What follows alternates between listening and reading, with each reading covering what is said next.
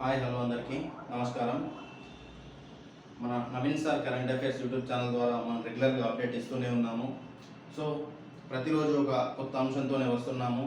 So మనం ప్రధానంగా discussion చేయబోయే టాపిక్స్ అన్నీ కూడా ఎగ్జామ్ ఓరియంటెడ్లో చాలా ఇంపార్టెంట్ అయిన టాపిక్స్ మాత్రమే మనం క్లాస్లో డిస్కషన్ చేస్తాం. కాబట్టి మీరు ఈ నోట్స్ని జాగ్రత్తగా రాసుకోండి. మీ ఫ్రెండ్స్కి మన యూట్యూబ్ ఛానల్ యొక్క లింక్ని షేర్ చేయండి, సబ్స్క్రైబ్ చేయించండి.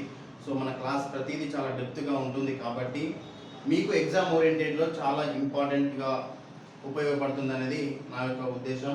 సో మీరు మన యూట్యూబ్ ఛానల్ని ఇంకా ఎక్కువ మంది సబ్స్క్రైబ్ చేసుకొని మీరు సపోర్ట్గా ఉంటారని చెప్పేసి నేను ఆశిస్తున్నాను.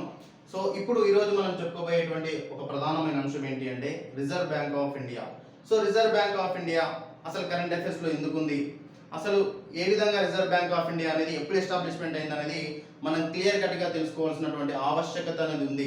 So reserve bank of India అనేది ఇది ఏ సబ్జెక్ట్ లింకప్ ఉంటుందంటే ఎకనామీకి అనుబంధంగా ఉన్నటువంటి అంశం reserve bank of India. So reserve bank of India ఎప్పుడు ఏర్పడింది, అసలు రిజర్వ్ బ్యాంక్ ఆఫ్ ఇండియా ఎందుకు కరెంట్ అఫైర్స్లో ఉంది అంటే ఇప్పుడు తెలుసుకుందాం. So reserve bank of India ఎప్పుడు ఎస్టాబ్లిష్మెంట్ చేయబడింది? 1935 ఏప్రిల్ 1 1935 ఏప్రిల్ 1న ప్రారంభించబడింది, ఏర్పడింది. సో ఏప్రిల్ 1 అంటే మన రీసెంట్గా జరిగింది కదా.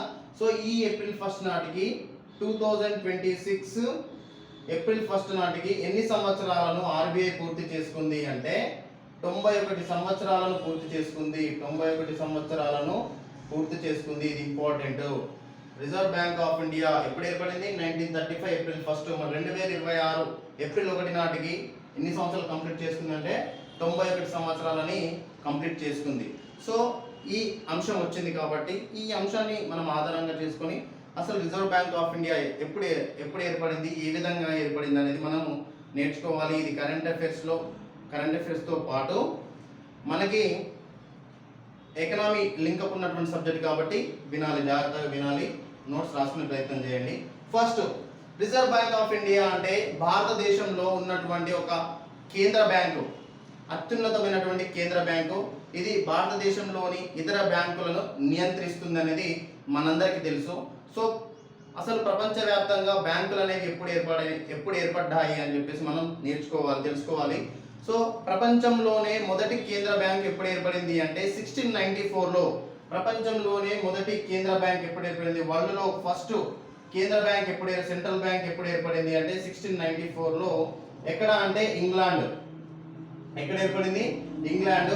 సో దీనిని మనం ఏమంటాము అంటే బ్యాంక్ ఆఫ్ ఇంగ్లాండ్ గా మనం పిలుస్తాము. Bank of England. So bank of England గా పిలుస్తాము. ఇది ప్రపంచంలోనే మొదటిసారిగా ఏర్పడినటువంటి ఒక కేంద్ర బ్యాంకు. ఎప్పుడు ఏర్పడింది? 1694లో ఏర్పడింది. ఎక్కడ ఏర్పడింది? ఇంగ్లాండ్లో. దీనికి ఒక పేరు ఏంటంటే బ్యాంక్ ఆఫ్ ఇంగ్లాండ్ అని చెప్పేసి మనం చెప్తాము. సో దీన్ని మదర్స్ ఆఫ్ బ్యాంక్ అంటారు. దీన్ని ఏమంటే మదర్స్ ఆఫ్ బ్యాంక్ అంటారు. ప్రపంచ బ్యాంకులకు తల్లి లాంటిది అని చెప్పేసి మనకు చెప్తాం. దీన్ని బ్యాంక్ ఆఫ్ ఇంగ్లాండ్ అనేది మనం చెప్తాం కాబట్టి. సో మరి ఇండియాలో రిజర్వ్ బ్యాంక్ ఆఫ్ ఇండియా అనేది ఏర్పడక ముందు ఏమైనా బ్యాంకులు మన ఇండియాలో ఏమైనా సెంట్రల్ బ్యాంక్ హోదాతో సమానంగా ఏమైనా వర్క్ చేశాయంటే ఒక 3 ప్రెసిడెన్సీ బ్యాంకులు ఉన్నాయి. ఆ 3 ప్రెసిడెన్సీలు అనేవి మనకు ఇంపార్టెంట్. అసలు ప్రెసిడెన్సీలు అనగానే మీకు గుర్తు రావాల్సింది ఏంటంటే కలకత్తా, బాంబే, మద్రాస్. ఈ 3 ప్రెసిడెన్సీలు అనేవి చాలా ఇంపార్టెంట్. ఇండియాలో ఈ 3 ప్రెసిడెన్సీలను ఆధారంగా చేసుకొని బ్రిటిష్ వాళ్ళు అడ్మినిస్ట్రేషన్ అనేది మన ఇండియాలో చేపట్టారు కాబట్టి మనకి ఇంపార్టెంట్. మొదటి ప్రెసిడెన్సీ బ్యాంక్ ఎప్పుడు ఏర్పడింది అంటే కలకత్తాలో 1806. నెక్స్ట్ బాంబేలో 1840. నెక్స్ట్ మద్రాస్ 1843. సో ఈ 3 ప్రెసిడెన్సీలలో బ్యాంకులు ఏర్పడినటువంటి సంవత్సరాలు. కలకత్తాలో అయితే 1806లో బ్యాంక్ ఏర్పడింది. బాంబేలో అయితే 1840లో ఏర్పడింది. మద్రాసులో అయితే 1843లో బ్యాంక్స్ ఏర్పడడం జరిగింది.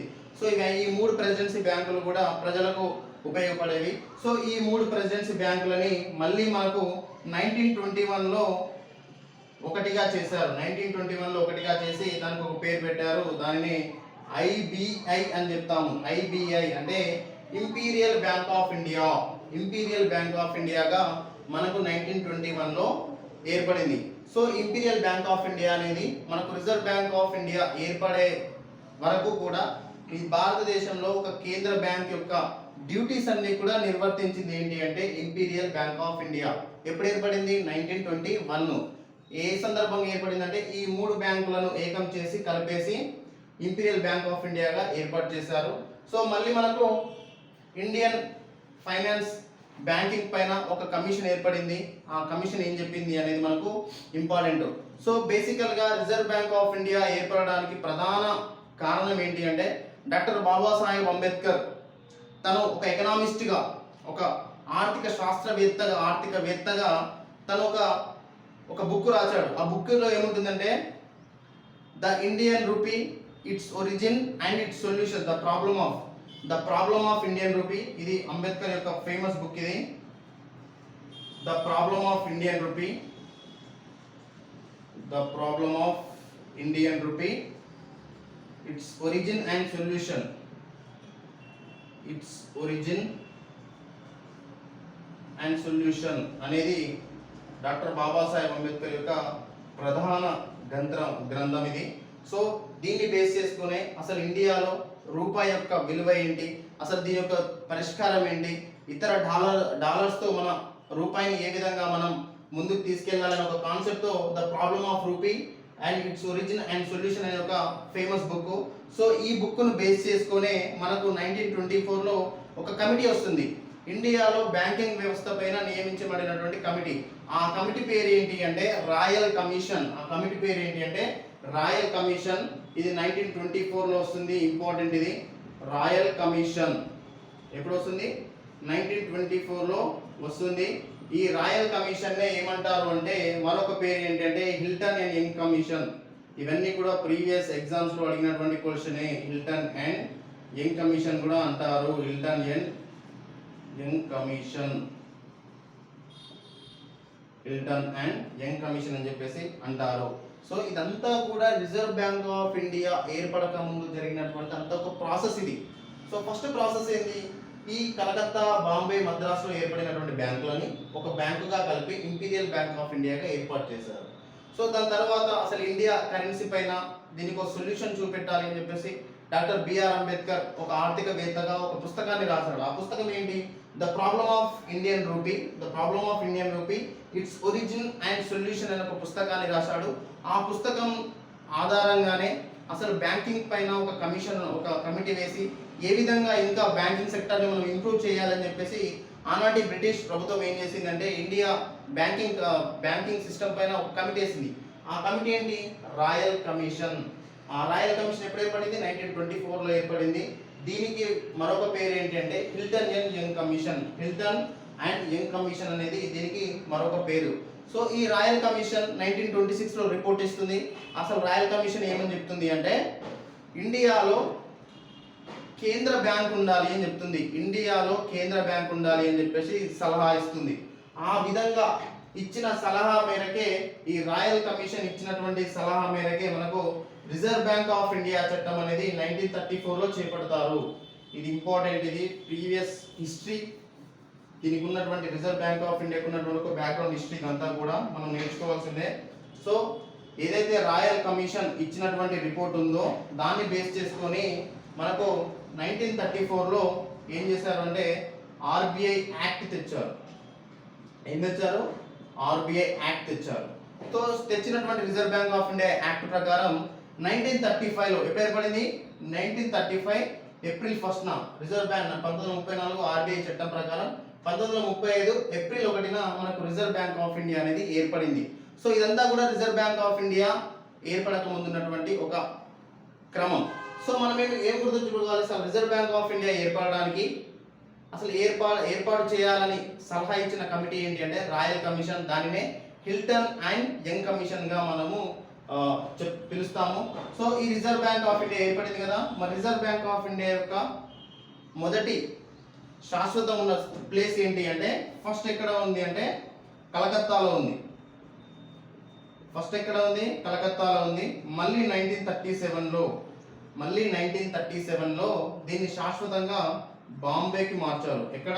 బాంబేకి మార్చారు. అందుకోసమే మనం బొంబాయిని ఏమంటామంటే క్యాపిటల్ ఆఫ్ ఇండియన్ ఎకనామీ అని చెప్పేసి అంటాము. ఇండియన్ ఎకనామీ అని చెప్పి, క్యాపిటల్ ఆఫ్ ఇండియన్ ఎకనామీ అని చెప్పేసి మనం బాంబేని పిలుస్తాము. ఎందుకు అంటే బాంబేలోనే పెద్ద పెద్ద పెట్టుబడిదారులు, అదేవిధంగా రిజర్వ్ బ్యాంక్ ఆఫ్ ఇండియా యొక్క ప్రధాన కేంద్రం కూడా ఎక్కడ ఉంది అంటే బాంబేలో ఉంది. దీని యొక్క మొదటి ప్రధాన కేంద్రం కలకత్తాలో ఉండేది. దానిని 1937లో శాశ్వతంగా పర్మనెంట్గా మళ్ళీ ఎక్కడ మార్చారు? బాంబేలో మార్చారు.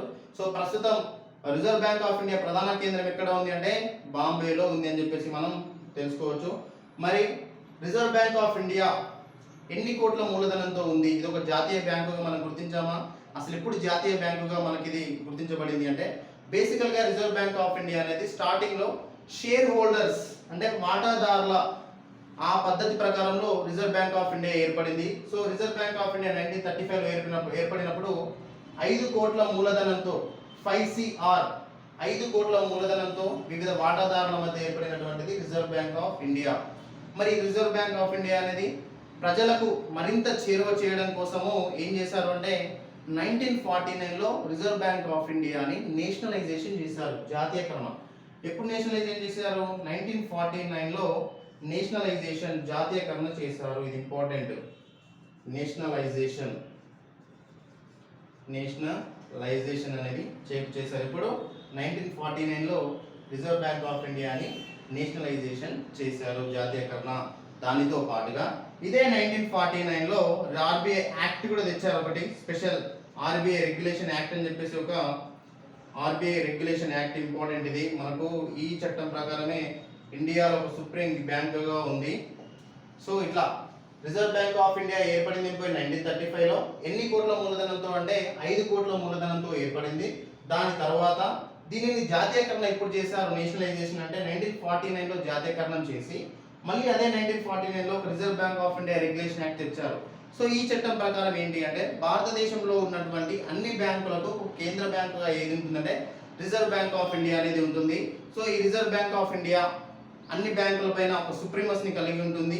ఇప్పుడు ఎస్బీఐ అయినా కానీ, యూనియన్ బ్యాంక్స్ అయినా కానీ, హెచ్డిఎఫ్సి అయినా, ఇంకా ఇతర ఏ ప్రైవేట్ సెక్టర్ బ్యాంక్స్ అయినా, గవర్నమెంట్ బ్యాంక్స్ అయినా కానీ under the guidelines of RBI ప్రకారమే నడుస్తాయి. సో ఆ అధికారాన్ని కల్పించినటువంటి చట్టం ఏంటి అంటే reserve bank of India regulation act 1949 అనేది మనం గుర్తుపెట్టుకోవాలి. ఈ రిజర్వ్ బ్యాంక్ ఆఫ్ ఇండియాలో ఉండేటువంటి స్ట్రక్చర్ ఏంటి అది తెలుసుకోవాలి ఫస్ట్ మనం. రిజర్వ్ బ్యాంక్ ఆఫ్ ఇండియాలో స్ట్రక్చర్ ఏ విధంగా ఉంటుంది అంటే దీనికి ఇక్కడ ఓకే, రిజర్వ్ బ్యాంక్ ఆఫ్ ఇండియాలో స్ట్రక్చర్, దీని యొక్క నిర్మాణం ఏ విధంగా ఉంటుంది అంటే ఇంపార్టెంట్ ఇది. ఈ నిర్మాణం దీనికో మొదటిగా 20 మెంబర్స్ డైరెక్టర్స్ ఉంటారు. 20 members directors. Next 4 deputy governors ఉంటారు. అదేవిధంగా ఒక గవర్నర్ ఉంటారు. ఇది ఇంపార్టెంట్, దీని యొక్క స్ట్రక్చర్, గవర్నర్. సో వీళ్ళందరినీ కూడా రిజర్వ్ బ్యాంక్ ఆఫ్ ఇండియాలో ఉండేది 20 మెంబర్ డైరెక్టర్స్ ఉంటారు, 4 member deputy governors, next 1 governor ఉంటారు. వీళ్ళందరినీ కూడా అపాయింట్ చేసేది సెంట్రల్ గవర్నమెంట్, కేంద్ర ప్రభుత్వమే నియమిస్తుంది. నియమించేది ఏంటి? కేంద్ర ప్రభుత్వమే నియమిస్తుంది.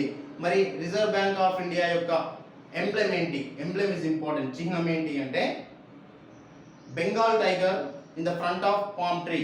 Bengal tiger in the front of palm tree అనేది మనకు రిజర్వ్ బ్యాంక్ ఆఫ్ ఇండియా యొక్క లోగో, చిహ్నంగా మనం చెప్పుకోవచ్చు, ఎంబ్లెమ్ గా.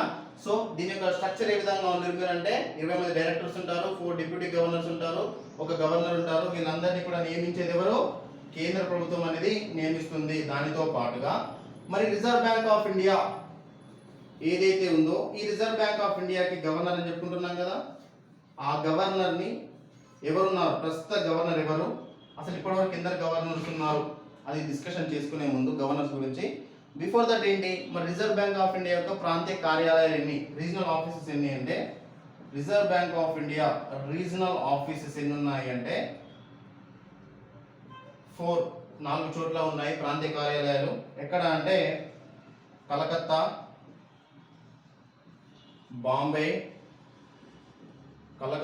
Bombay, Chennai, Calcutta, Bombay, Chennai. Next fourth one is Calcutta, Bombay, Chennai, New Delhi. ఈ 4 చోట్ల రిజర్వ్ బ్యాంక్ ఆఫ్ ఇండియా యొక్క ప్రాంతీయ కార్యాలయాలు అనేవి ఉన్నాయి. ఇది ఇంపార్టెంట్ ఎక్కడ ఉన్నాయని చెప్పేసి. దానితో పాటుగా ఇప్పుడు ఇంపార్టెంట్ టాపిక్ ఏంటి అంటే రిజర్వ్ బ్యాంక్ ఆఫ్ ఇండియా ఏదైతే నిర్మాణం ఉందో ఆ నిర్మాణంలో మనం చెప్పుకున్నట్టు 20 మంది డైరెక్టర్లు ఉంటారు, 4 గవర్నర్, ఉప గవర్నర్ ఉంటారు, ఒక గవర్నర్ ఉంటారు కదా. సో ఈ రిజర్వ్ బ్యాంక్ ఆఫ్ ఇండియా ప్రధాన అధికారిని ఏమంటారు గవర్నర్ అంటారు. సో మరి present reserve bank of India యొక్క గవర్నర్ ఎవరు, ఇది important. Present reserve bank of India governor ఎవరు అనేది వెరీ ఇంపార్టెంట్. సో ఇతను కూడా రీసెంట్ గా 2025 లో అపాయింట్ అయ్యాడు. Reserve bank of India governor ఎవరు, ప్రజెంట్ గవర్నర్ ఎవరు అంటే సంజయ్ మల్హోత్రా.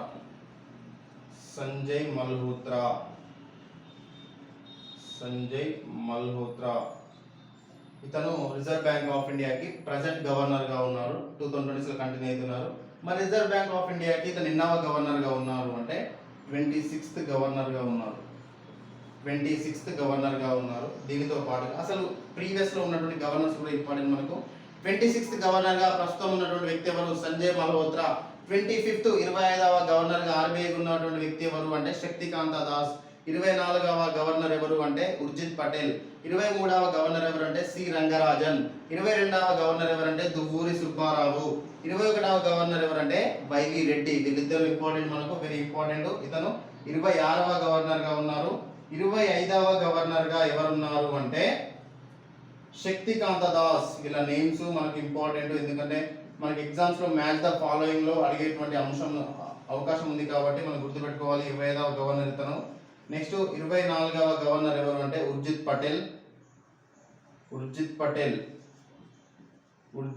పటేల్. దానితో పాటుగా 23వ గవర్నర్ ఎవరు అంటే రఘురామ్ రాజన్ ఇంపార్టెంట్. 22వ గవర్నర్ ఎవరు దువ్వూరి సుబ్బారావు, డి సుబ్బారావు. ఇది ఇంపార్టెంట్ మనకు. ఆర్బీఐలో గవర్నర్లు అనేవారు చాలా కీలకం కాబట్టి ఇంపార్టెంట్. 21st గవర్నర్ ఎవరు అంటే వైవి రెడ్డి.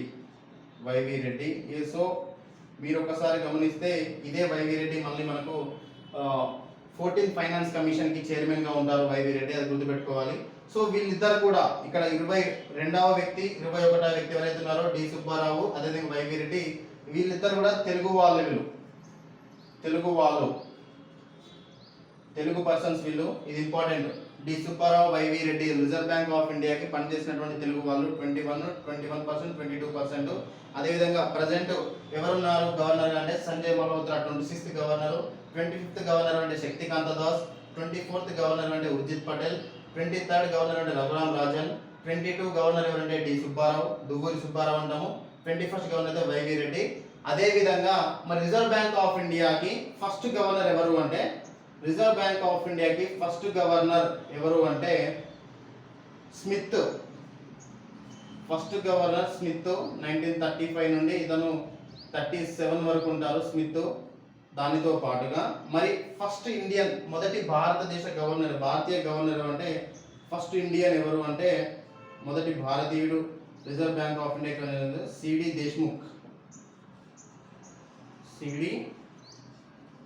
దేశ్ముఖ్. ఇది very important. Reserve bank of ఇండియాకి సంబంధించినటువంటి ఇవి ప్రధాన అంశాలు మనం గుర్తుపెట్టుకోవాలి ఎగ్జామ్ ఓరియంటెడ్లో. వీళ్ళందరూ కూడా ప్రజెంట్ అంటే ఇంతకుముందు పనిచేసినటువంటి గవర్నర్లుగా మనం చెప్పుకుంటూనే రిజర్వ్ బ్యాంక్ ఆఫ్ ఇండియాకి ఫస్ట్ గవర్నర్ ఎవరు పనిచేశారంటే స్మిత్ 1935-37 మధ్యలో. మళ్ళీ మొదటి రిజర్వ్ బ్యాంక్ ఆఫ్ ఇండియాకి ఒక భారతీయుడుగా గవర్నర్ ఎవరు పనిచేశారు అంటే సిడి దేశ్ముఖ్. ఇది ఇంపార్టెంట్. ఇవన్నీ కూడా మనకు కరెంట్ అఫైర్స్లోనే కాదు, స్టాటిక్ జీకే రూపంలో కూడా ఇంపార్టెంట్. ఇవి నేమ్స్ అయినా కానీ రిజర్వ్ బ్యాంక్ ఆఫ్ ఇండియా గురించి అనేది మనం క్లియర్ కట్గా తెలుసుకోవాల్సిందే ఖచ్చితంగా. ఎన్ని సంవత్సరాలని కంప్లీట్ చేసుకుంది అంటే 91 ఇయర్స్ని కంప్లీట్ చేసుకుంది కాబట్టి ప్రధాన అంశంగా మనకు వార్తల్లో నిలిచింది. సో దీంతో పాటుగా మరి రిజర్వ్ బ్యాంక్ ఆఫ్ ఇండియా మొదటి ఎక్కడ ప్రధాన కేంద్రం అంటే కలకత్తా. మళ్ళీ దాన్ని ఎప్పుడు బాంబేకి శాశ్వతంగా షిఫ్ట్ చేశారు అంటే 1937లో శాశ్వతంగా షిఫ్ట్ చేశారు అని చెప్పేసి గుర్తుపెట్టుకోవాలి. మరి రిజర్వ్ బ్యాంక్ ఆఫ్ ఇండియా యొక్క ప్రధాన విధులు ఏంటి, అసలు రిజర్వ్ బ్యాంక్ ఆఫ్ ఇండియా ప్రధాన విధులు ఏంటి అంటే ఫస్ట్ కరెన్సీని ప్రింట్ చేయడం అనేది, కరెన్సీ నోట్స్ని ప్రింట్ చేయడం అనేది ప్రధాన విధిగా మనము గుర్తుపెట్టుకోవాలి. మరి కరెన్సీ నోట్స్ని ప్రింట్ చేసే అథారిటీ ఎవరికి ఉంటుంది? Reserve bank of India.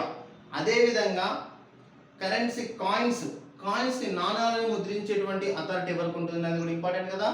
నాణాలను ముద్రించేటువంటి అధికారం కేంద్ర ప్రభుత్వానికి ఉంటుంది. నాణాలను ముద్రించే అధికారం కేంద్ర ప్రభుత్వానికి ఉంటుంది. కానీ దీనిని ముద్రించేది, ప్రింట్ చేసేది మాత్రం రిజర్వ్ బ్యాంక్ ఆఫ్ ఇండియా. ఎందుకు అంటే reserve bank of India currency notes పైన ఖచ్చితంగా ఆర్బీఐ గవర్నర్ ఎవరైతే ఉన్నారో అతని సంతకం అనేది ప్రామాణికం ఉండాల్సిందే. ఎందుకు అంటే అది ప్రజల మధ్యలోకి వెళ్తుంది కాబట్టి దాంట్లో చలామణి అనేది అధికారికంగా ఉండాలి. కాబట్టి ఆ నోట్స్ని ప్రింట్ చేసేటువంటి అథారిటీ రిజర్వ్ బ్యాంక్ ఆఫ్ ఇండియాని చూసుకుంటుంది. దానితో పాటుగా కాయిన్స్ని కూడా ప్రింట్ చేసేటువంటి అథారిటీ మొత్తం కూడా రిజర్వ్ బ్యాంక్ ఆఫ్ ఇండియానే చూసుకుంటుంది. కానీ రియల్గా ఎవరికి ఉంటుంది పవర్ అంటే కేంద్ర ప్రభుత్వానికి ఉంటుంది కాయిన్స్ సంబంధించింది. సో ఇది అంతా కూడా రిజర్వ్ బ్యాంక్ ఆఫ్ ఇండియాకి సంబంధించినటువంటి ఒక బేసిక్ ఇన్ఫర్మేషన్. ఇది రిజర్వ్ బ్యాంక్ ఆఫ్ ఇండియా ఏ విధంగా ఏర్పడింది, గవర్నర్స్ ఎవరు, దాని యొక్క స్ట్రక్చర్ ఏంటి అనేది మనకు ఉన్నటువంటి అంశాలు. ఇప్పుడు మనం ఏం తెలుసుకోవాలి అంటే, ఎలాగో దీని నుంచి మనం డిస్కషన్ చేస్తున్నాం కాబట్టి మీరు ఎప్పుడైనా గమనిస్తే మనకి నోట్స్ పైన, కరెన్సీ నోట్స్ పైన కొన్ని సింబల్స్ ఉంటాయి. అవి ఇంపార్టెంట్. కరెన్సీ నోట్స్ పైన ఇవి బేసిక్ ఇన్ఫర్మేషన్ తెలుసుకోవాలి. కరెన్సీ నోట్స్ పైన సింబల్స్ ఉంటాయి. మీరు ఒకవేళ 5 రూపీస్ నోట్స్ పైన చూస్తే, 5 రూపీ నోట్ పైన చూస్తే ట్రాక్టర్ సింబల్ ఉంటుంది. Tractor symbol. 10 రూపీస్ నోట్స్ పైన చూస్తే మీరు సన్ టెంపుల్ కోనార్క్ ఉంటుంది. Sun temple Konark. అదేవిధంగా 20 రూపీస్ నోట్స్ పైన చూస్తే మీకు ఎల్లోరా కేవ్స్. అదేవిధంగా 50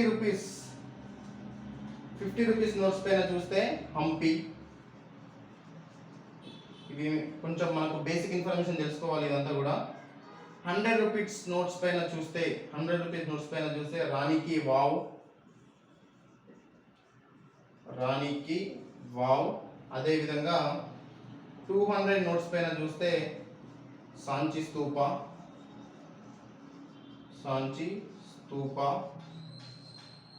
నెక్స్ట్ 500 నోట్స్ పైన చూస్తే మీకు ఏం కనిపిస్తుంది అంటే సింబల్, మీకు రెడ్ ఫోర్ట్ కనిపిస్తుంది. రెడ్ ఫోర్ట్ ఉంటుంది. 2000 నోట్స్ బ్యాన్ చేశారు. 2000 నోట్స్ పైన అయితే మంగళయాన్ ఉంటుంది. సో ఇదంతా కూడా మనకు బేసికల్గా జనరల్గా మనకు కనిపించేటువంటి నోట్స్ పైన సింబల్స్ ఇవి. 5 రూపీస్ నోట్స్ పైన అయితే ట్రాక్టర్, 10 రూపీస్ నోట్స్ పైన అయితే sun temple Konark, 20 rupees notes పైన అయితే ఎల్లోరా కేవ్స్, 50 రూపీస్ నోట్స్ పైన అయితే హంపి, 100 రూపీస్ నోట్స్ పైన అయితే మీకు రాణికి వావ్ సింబల్ కనిపిస్తుంది. బ్యాక్ సైడ్ గమనించండి. 200 నోట్స్ పైన అయితే సాంచి స్తూప. నెక్స్ట్ 500 నోట్స్ పైన అయితే రెడ్ ఫోర్ట్ అనేది కనిపించడం జరుగుతుంది. సో ఇది బేసికల్గా మనకు కరెన్సీ నోట్స్ పైన ఉన్న ఇన్ఫర్మేషన్. దాంతో పాటుగా reserve bank of India 1935 April 1 ఏర్పడింది. ఎందుకు కరెంట్ అఫైర్స్లో ఉంది అంటే ఇది 2026 ఏప్రిల్ 1 నాటికి 91 సంవత్సరాలను పూర్తి చేసుకుంది కాబట్టి అది అనేది మనకు వెరీ ఇంపార్టెంట్. దానికి స్ట్రక్చర్, దానికి గవర్నర్స్, అసలు ఎప్పుడే ఎస్టాబ్లిష్మెంట్ అయింది అనేది అవన్నీ కూడా మనకు కొంచెం ఇంపార్టెంట్ మ్యాటర్. సో ఇది కరెన్సీకి సంబంధించినవి. మనం ఇప్పుడు జనరల్గా డిస్కషన్ చేసుకోవాల్సింది ఏంటంటే కాయిన్స్కి సంబంధించినటువంటి అంశాల గురించి కూడా మనం డిస్కషన్ చేసుకోవాలి. కాయిన్స్ ఇండియాలో 1906 అండ్ 2011 యాక్ట్ ఉంటుంది. కాయినేజ్ యాక్ట్ అంటారు, నాణాల ముద్రణ చట్టం అంటారు. సో నాణాల ముద్రణ చట్టం 1906 అండ్ 2011 కాయిన్స్.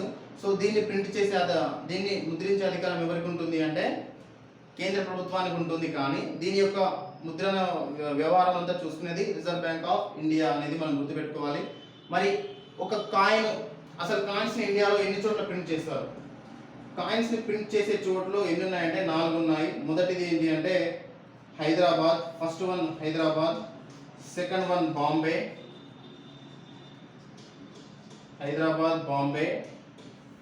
కలకత్తా, నోయిడా. ఇవి ఇంపార్టెంట్. కలకత్తా, నోయిడా, ఇవన్నీ కూడా ఈ 4 ప్రదేశాలు కూడా కాయిన్స్ని ప్రింట్ చేసేటువంటి ప్రదేశాలు. ఇవి హైదరాబాద్, బాంబే, కలకత్తా, నోయిడా.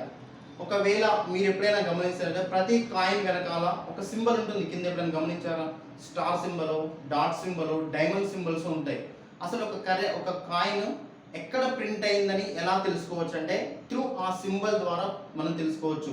ఒకవేళ మీ కాయిన్ వెనకాల స్టార్ సింబల్ ఉంటే, మీ కాయిన్ వెనకాల స్టార్ సింబల్ ఉంటే అది హైదరాబాద్లో ప్రింట్ అయినట్టు. ఇది స్టార్ సింబల్, ఇది స్టార్ సింబల్ ఉంటే ఇది హైదరాబాద్లో ప్రింట్ అయినట్టు ఆ కాయిన్. ఒకవేళ డైమండ్ సింబల్ ఉంటే డైమండ్ సింబల్ ఉంటే అది బాంబేలో ప్రింట్ అయినట్టు. నెక్స్ట్ నోయిడా అంటే ఒకవేళ ఆ కాయిన్ వెనకాల డాట్ సింబల్ ఉంటే అది నోయిడాలో ప్రింట్ అయినట్టు.